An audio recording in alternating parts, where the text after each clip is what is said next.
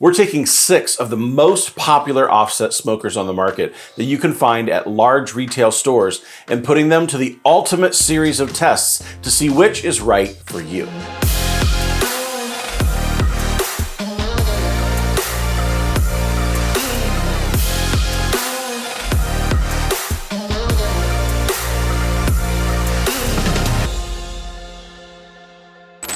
I started cooking barbecue on an offset smoker over 20 years ago, and it all started when Melissa and I bought a house, and the previous owner left a $200 offset smoker on the back porch.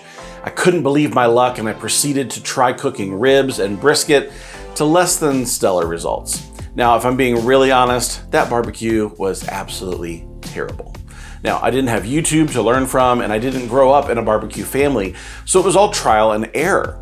Now, what I know now that I didn't know then is that cheap offset smokers aren't all easy to run. Some of them are downright terrible, but I wished I had a guide when I was getting into offset smoking to help me decide which grill would help me find success faster and which would bring me endless amounts of frustration.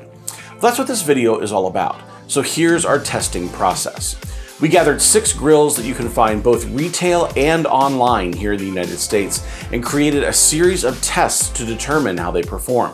Now, the smokers range in price from $350 to $999 at the time of this video, so let's meet the contenders. The Dynaglow vertical offset is the least expensive at $350, and it's a vertical offset having a vertical cooking chamber instead of the traditional horizontal chamber found in 90% of the units available. Now, next is the Oklahoma Joe's Highland Reverse Flow smoker at $499. It's called a reverse flow because the smoke has to travel the entire length of the cooking chamber following a series of baffle plates before it can reach the food that's being smoked. Now, the Char Griller Grand Champ XL is next, and it comes in at a price of $599 in the form of a traditional offset cooker. Now, Oklahoma Joe also has a vertical offset smoker similar in style to the Dynaglow called the Bandera, and it's up next, priced at $649. The Longhorn model from Oklahoma Joe is next up, priced at $699, and is currently the largest model in the Oklahoma Joe lineup. Now, last but not least, the Broil King Smoke XL offset smoker rounds out the group at $999. Now, this is the larger of 2 models that Broil King offers for offset smokers and is the most expensive unit in our testing group. Now, the first thing I want to walk through is the specifications of each smoker. We're talking dimensions, weight, and what kind of shelves each model has. The Dynaglow weighs 124 pounds and is 45.5 inches wide, 25 inches deep, and almost 59 inches tall without any shelves on the unit. The Highland Reverse Flow weighs a little over 211 pounds and is 57 inches wide, 33.5 inches deep, and 53 inches tall. There's a removable front shelf on the Highland as well. Now, the Grand Champ is the heaviest of our group, coming in at 254 pounds. Now, it's also the largest at 71 inches wide by 35 inches deep and 57 inches tall, with a full bottom shelf under the cooking chamber and a folding front shelf. The Oklahoma Joe Bandera weighs 212 pounds with a width of a little over 39 inches, a depth of 28 inches, and a height of 63 inches, making it the tallest unit in our testing group. Now, it has a removable front shelf as well. The Longhorn offset, now not to be confused with the Longhorn Combo Grill, also offered by Oklahoma Joe's, weighs 252 pounds with a width of 64 inches by 36.5 inches deep and 55.5 inches high. It comes with a removable front shelf as well. Now, the Broil King weighs in at a hefty 239 pounds with measurements of 60 inches wide by 26 inches deep by 52.5 inches tall with a locking and foldable front shelf. Now, the longevity of these smokers will primarily be determined by how you store them when not in use. Now, since we're talking about painted metal, I can't recommend that any of these be stored outside without a cover, or you're just inviting rust. Now, we should discuss the warranty that backs up each unit, and both the Broil King and the Char Griller come with a 5-year warranty on the body of the grill. The Highland, the Bandera, and the Longhorn all come with a 2-year warranty, and the Dynaglow comes with just a 1-year warranty. Now we end up moving grills around the patio more than the average outdoor cooking enthusiast, since we're usually running tests just like this one. The mobility on these grills is very good, unlike some of their pellet grill counterparts that are designed only for flat concrete patios and driveways. On 5 of the 6 units, we find the traditional metal wagon wheel design that we've come to know on traditional offset smokers. The benefit of these wheels is that they're good on almost any terrain, including taller grass that you might find transitioning from garage to the backyard. Now the standout on the mobility front is the Broil King, which has 8-inch plastic wheels instead of the metal wheels. Now the benefit to plastic is that they won't rust, since it's the wheels that tend to come in contact with the rain and moisture even when the grills are covered. Now the downside to plastic is that they could crack over time. Now Broil King calls these wheels their crack-proof wheels, so they're obviously aware of the issue that can come into play here. Opposite the wheels on all 6 models, you'll find a pair of legs, which means that these smokers stay put when they're put in place. The most difficult smoker to move of the bunch was the Bandera, due to the lower shelf being so close to the pull handle. I tended to knock my legs against the grill when I pulled it around, which wasn't fun. Now, Melissa invented the shuffle step, which tended to work well, albeit impractical for longer distances. Now, one of the biggest complaints for retail offset smokers that you'll hear is that they're constructed of relatively thin metal, and you'll find that to be the case in the models that we have in our testing. We measured the thickness of metal in every smoker in our test, and they're all less than 1/10 of an inch thick, according to our digital caliper. In real life, what does that mean though? It means that these smokers probably won't hold up as long as units that have thicker metal, like the smokers that people make out of propane tanks with 1/4 inch thick walls that essentially last a lifetime. Now these 6 cookers are considerably less expensive though, but they're designed by manufacturers to hit a specific price point for consumers in big box retail stores, and the thickness of the metal is one way to considerably cut costs. Looking at the cooking area on these grills, we're going to focus on the main cooking chamber first. The char griller has a total of 1,200 square inches of cooking grate, with a lower rack of 780 square inches and an upper rack that's 420 square inches. Now these are expanded metal cooking grates, and both levels slide out for easy access. The Broil King comes with porcelain coated cast iron grates, and they are heavy compared to the rest of the testing crew. There are 5 individual panels for the main level for 625 inches of cooking space. Now there's also an upper shelf that brings another 330 square inches for a total of 955 square inches of cooking space. The Highland Reverse Flow has a main cooking grate of 619 square inches and an upper rack for a total of 900 square inches of cooking.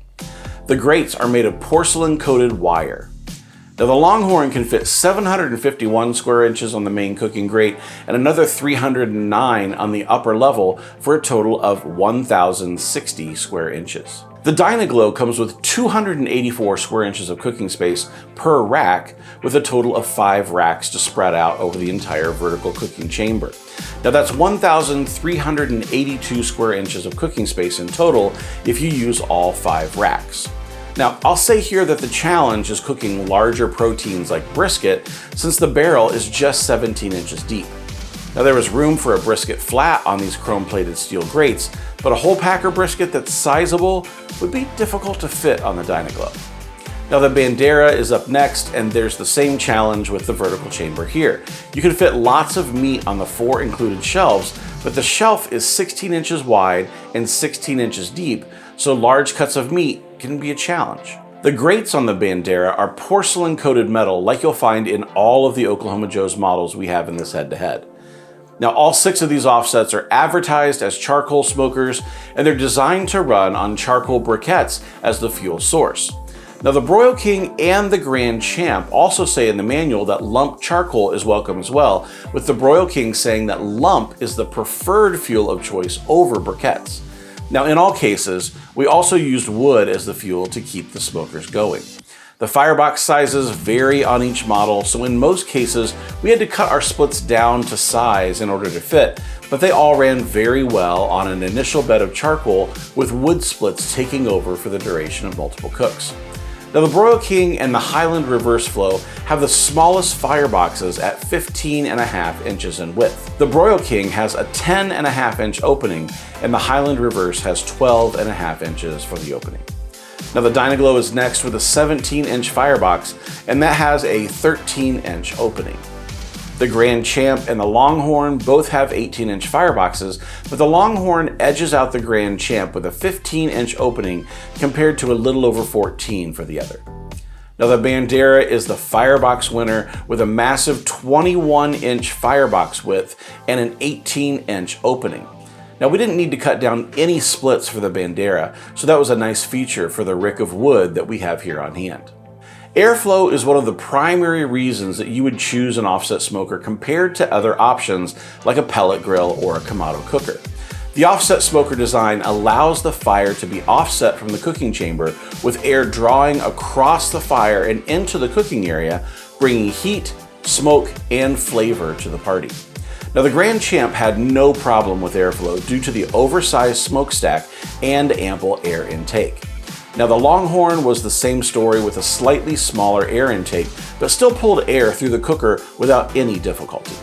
The Broil King has a significantly smaller exhaust pipe and smaller air intake openings using the Roto Draft intakes.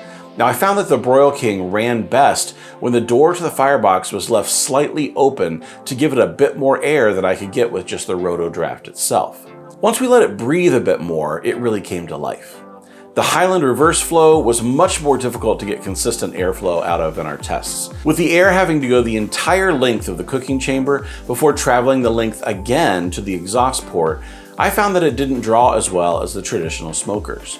Now that's not to say that this cooker can't cook, it's just to point out that there wasn't as much air flowing as what I saw with the Grand Champ and the Longhorn. The Bandera Vertical ran clear smoke no matter what we put in the firebox. We took a ton of video. I don't think I have more than 5 seconds of footage where the Bandera was showing even slightly white smoke during our tests.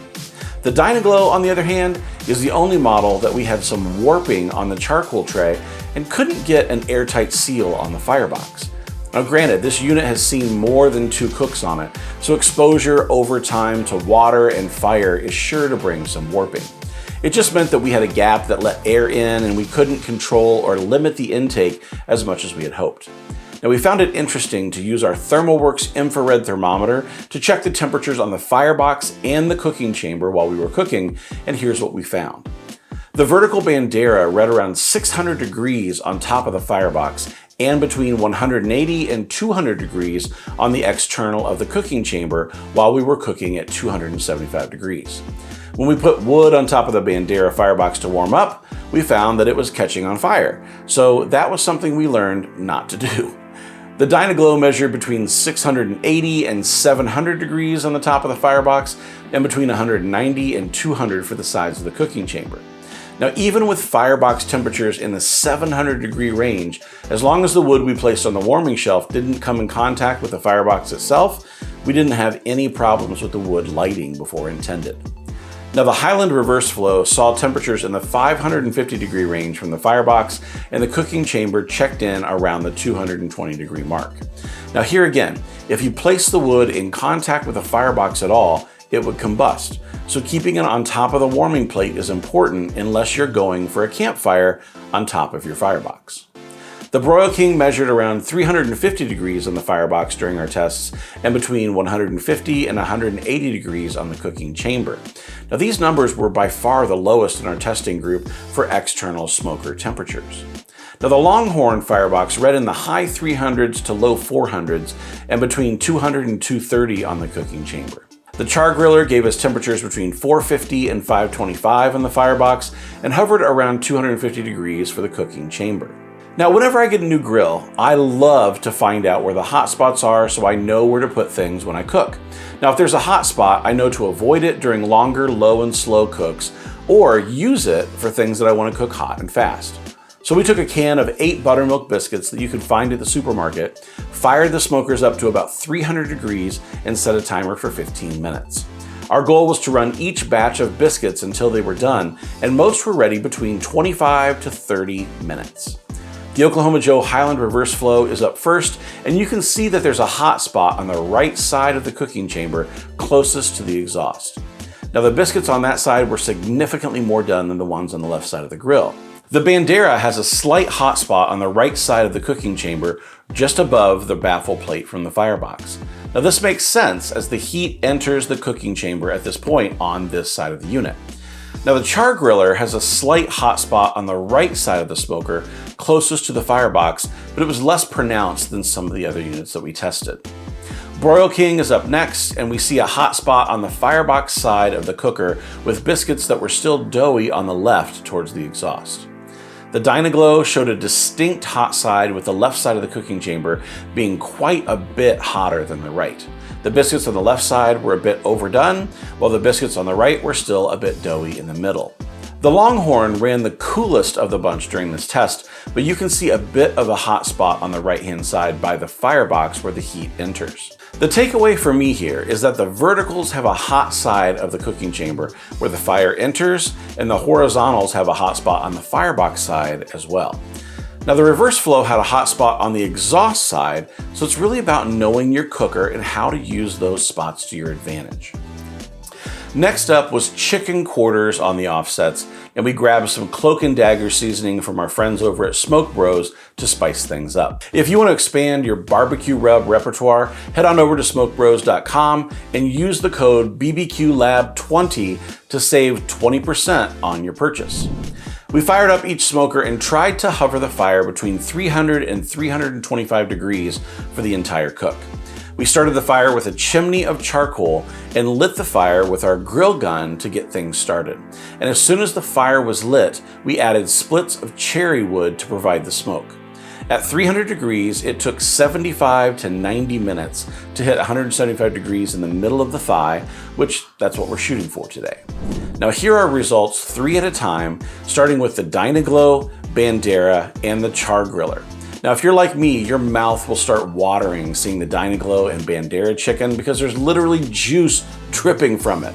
Now, why does the char griller not look as great?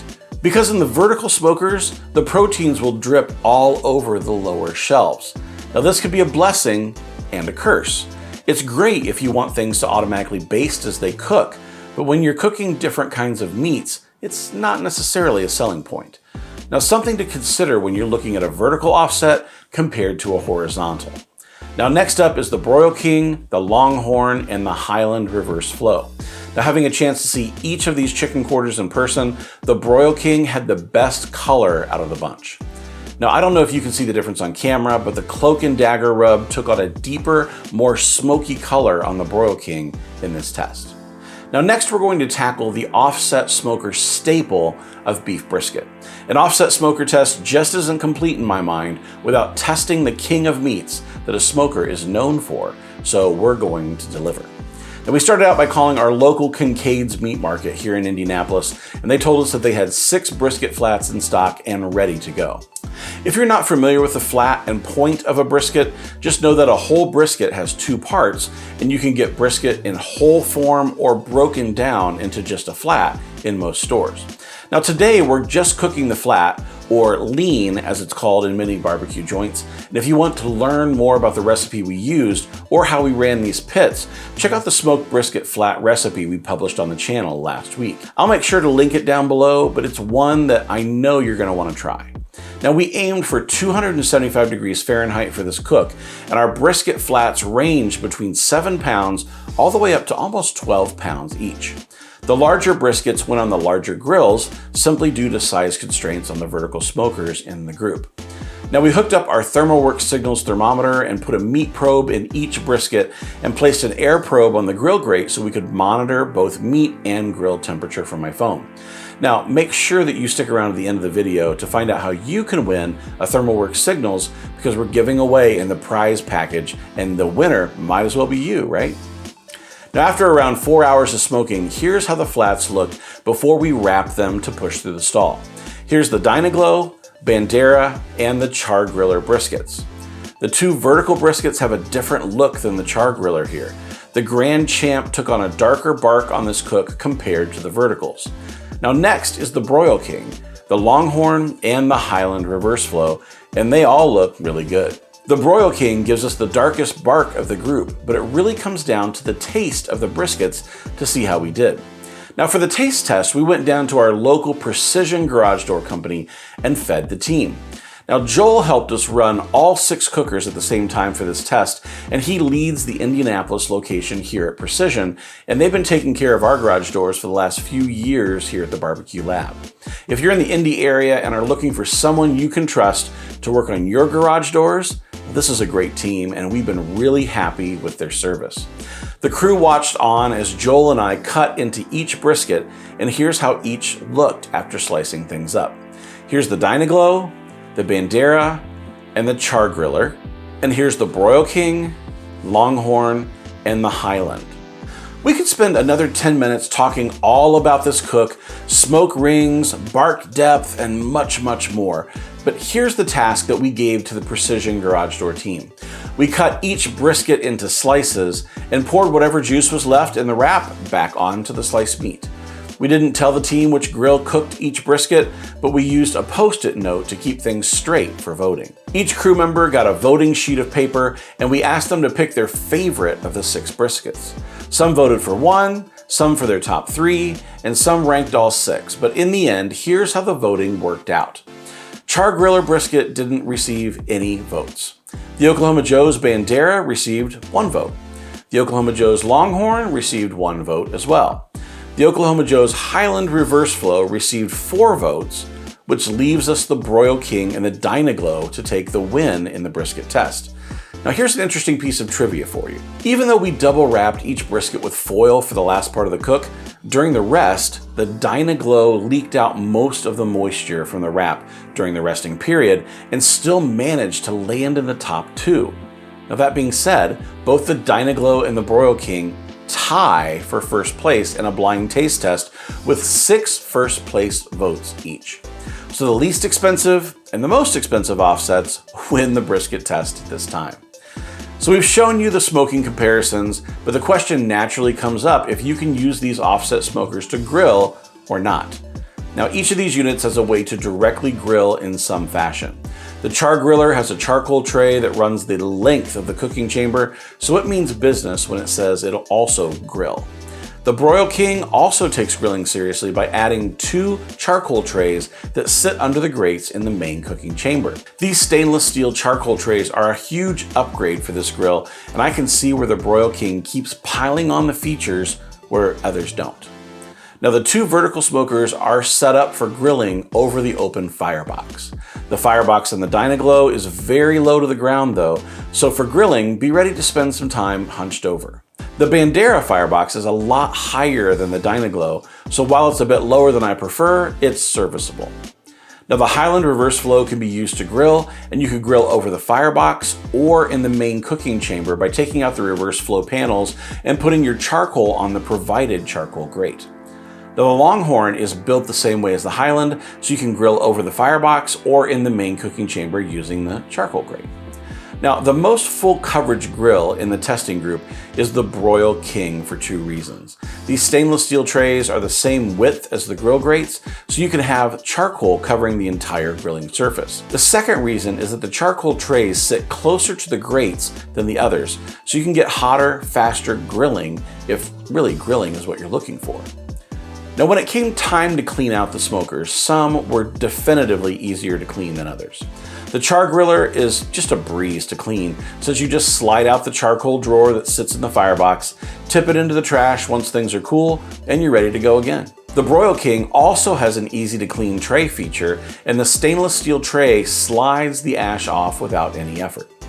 The Bandera Vertical also has an ashtray, and there's just the extra step of taking off the charcoal grate that sits on top of the tray in order to remove the ash. It's the largest tray of all of the units in our testing. It didn't really fit our trash can, so it was always a little bit messy to clean up, but not too difficult. The Dynaglow Vertical has an entire drawer that slides out from underneath the firebox, and cleaning was pretty simple. What wasn't simple with this model was getting the drawer back in and having it make a good seal.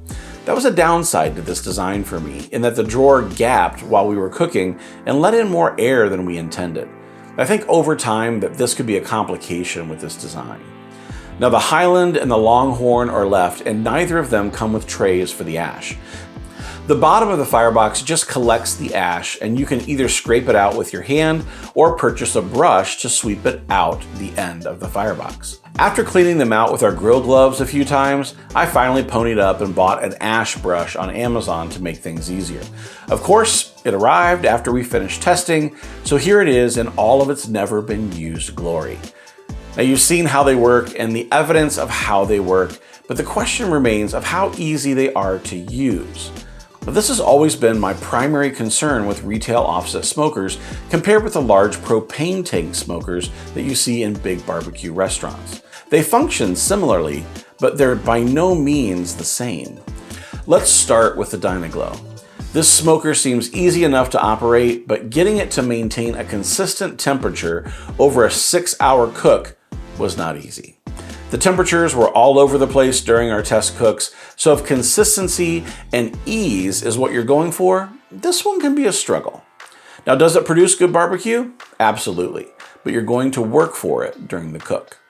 Now, the Bandera is the other vertical smoker in our group, and it ran much more evenly than the Dynaglow if we're comparing vertical units. I would say that the Bandera was much easier to run than the Dynaglow in our test cooks. Now, for the horizontal offsets, the Oklahoma Joe's Longhorn was one of the easiest smokers to run of the group. The large Firebox made it easy to add full-size splits, so it was longer in between times where we needed to tend the fire. Now, the Char-Griller Grand Champ was similar to the Longhorn, but I preferred the Longhorn based on the way it ran for me. The Char-Griller tended to go through more fuel than the Longhorn to keep the same temperature, but it wasn't a fight to keep it going. Now, speaking of a fight to keep it going, the Broil King was a bit tricky to run until we got the handle of it. The air intake vents let in very little air on the Broil King, so instead of using the vents to start it up, we found that opening the Firebox door was the trick to establishing our initial coal bed.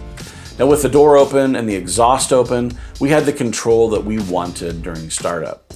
Now, we did find that while cooking a few times, we wanted more air than the intakes would allow, so cracking the Firebox door a few times during the cook was an additional way to manage airflow that really served us well.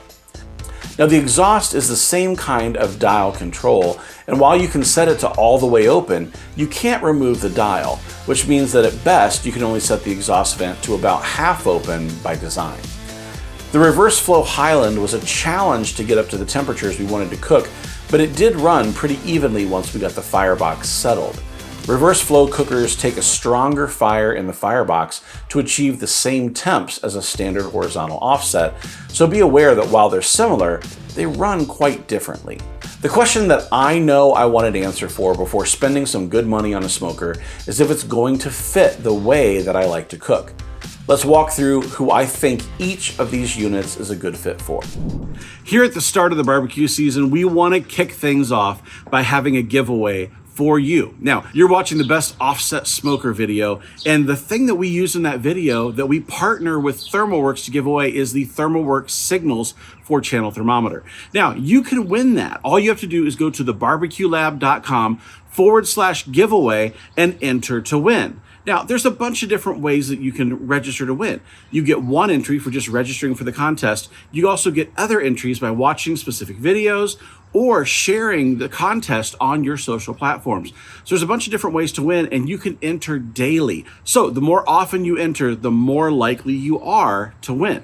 Now, the drawing will be held right here on the BBQ Lab YouTube channel on June 1st in a YouTube short. So if you have not subscribed to the channel yet, now's a great time to do that so you don't miss the announcement on who wins. Now, we'll also email the winner after the contest is over to confirm, but that's the only way we will reach out. Now, we would never ask you to pay for shipping or to do anything out of the ordinary other than what we've asked you to do, which is just watch here on YouTube for the announcement to be made through a YouTube short. So, like I said, YouTube short, we'll email the winner. That's the only way this contest is going to go down. Anything else that you see is complete baloney and spam, so don't even worry about it. So if you're watching this, the contest is live. Check out this link right here down below, or you can click it in the description. And I wish you the best of luck as we fire off the barbecue season. Let's walk through who I think each of these units is a good fit for. The Bandera is a very clean running smoker.